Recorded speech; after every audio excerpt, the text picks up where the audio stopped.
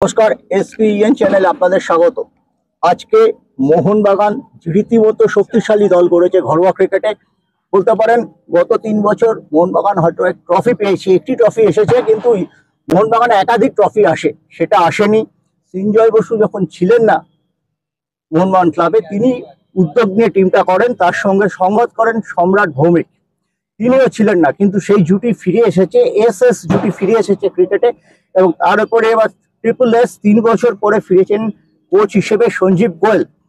এই মুহূর্তে 4জন খেলোয়াড় খেলছে বাংলা মোহনবাগান থেকে। 4জন টিমে আছে বাংলাতে। একজন খেলছে রেলওয়েজের বিবেক সিং, আর একজন খেলছে রবি কুমার আছে 23 বেঙ্গল খেলছে। বুঝতে পারছেন যে কতটা শক্তিশালী এবারে মোহনবাগান টিম।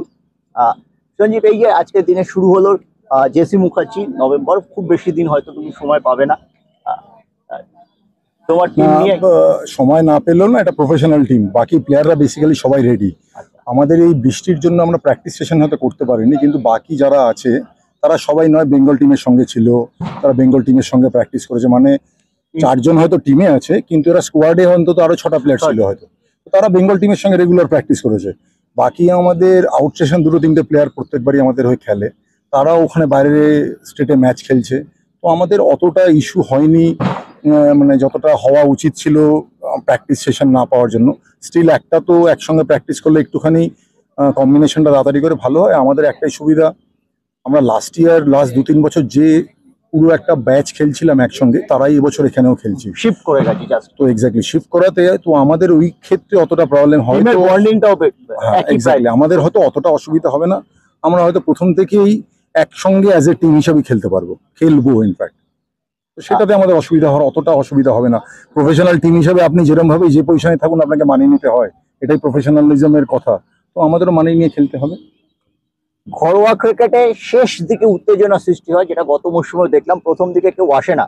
কিন্তু এই ঘরোয়া ক্রিকেটে যেহেতু মোহনবাগান এবার বেশ 3 বছর পর দারুণ শক্তিশালী দল করেছে, এবং ইস্ট বেঙ্গলও প্রচুর টাকা অর্থ করেছে, তাদেরও বেশ কিছু রঞ্জি প্লেয়ার আছে। আর মেন চ্যালেঞ্জার কে? সব টিম চ্যালেঞ্জার। আজকের দিনে দাঁড়িয়ে কলকাতা মাঠে অন্তত 5-6খানা ভালো ভালো টিম তৈরি হয়, তারা সবাই আপনি দেখবেন না যে লাস্ট 3-4-5 বছরে ইস্ট বেঙ্গল আর মোহনবাগান ট্রফি জিতেছে। আমরা লাস্ট 2 বছর ভবানীপুর ক্লাবে ছিলাম, 5টা ট্রফি জিতেছি। প্রথম বছর 3টে, তারপরের বছর 2টো।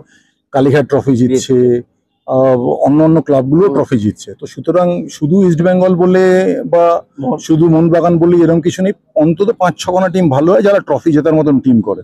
তো আমাদের কাছে কোনো একটা চ্যালেঞ্জ বলে কিছু নেই, আমাদের কাছে পুরো যথেষ্ট ভালো টিম। কালীঘাট যথেষ্ট ভালো টিম করেছে, বাকি আরো 2 মহাবারান ভালো টিম করেছে, 2-3টে টিম সত্যি ভালো করেছে। তো আমাদের প্রত্যেকটা টিমের সঙ্গে জেতা মানে প্রত্যেক টিমের সঙ্গে জিততে হবে, হেরে গেলে ওরম ভাবেই খারাপ লাগে। তো সুতরাং আমাদের কাছে ওরম কিছু নেই যে এই টিমটাকে আমরা বেশি গুরুত্ব দিচ্ছি বা ওই টিমটাকে কম গুরুত্ব দিচ্ছি। আমাদের কাছে প্রত্যেকটা ম্যাচ প্রত্যেকটা টিমই গুরুত্বপূর্ণ। সঞ্জীব, তুমি তো সিজন ক্যাম্পেনার বাংলার ক্রিকেটে।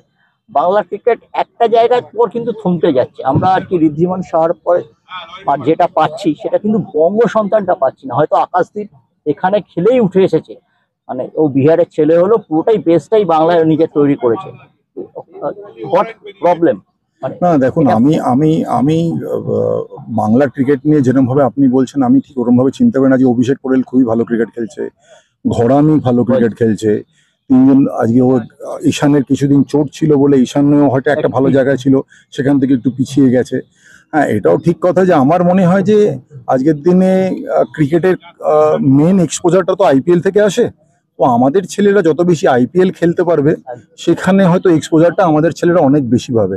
আমার মনে হয় বাইরের স্টেটের ছেলেরা হয়তো একটু বেশি এক্সপোজার পায়, সেখানে হয়তো আমাদের মানে অ্যাজ এ বেঙ্গলের লোক হিসাবে আমি মনে করি আমাদের যখন কলকাতায় একটা টিম আছে, কলকাতার টিমে, সেখানে হয়তো কলকাতার ছেলেদেরকে একটু বেশি করে যদি চান্স দেওয়া হয়, তাহলে হয়তো এই ছেলেগুলো অনেক বেশি এক্সপোজার পাবে এবং অনেক তাড়াতাড়ি ইন্ডিয়া খেলবে। অনেক ধন্যবাদ।